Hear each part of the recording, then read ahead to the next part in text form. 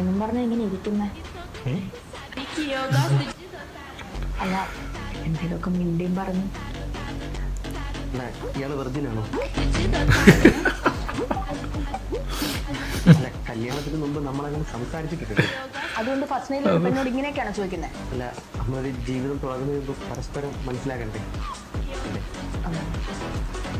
സത്യം പറഞ്ഞ ചേട്ടന് വിഷമാവും. ആവുമായിരിക്കും. പറഞ്ഞു ഞാൻ വെറുതെ പോയടാ മോനെ. മുമ്പൊരു റിലേഷൻ ഉണ്ടായിരുന്നു. മതി. ചേട്ടൻ എന്നോട് ദേഷ്യമാണോ? എന്തിന്? ഇതൊക്കെ ഇപ്പൊ സർവ്വസാധാരണമല്ലേ? ഇനിയിപ്പൊ അങ്ങനെ പറയാം.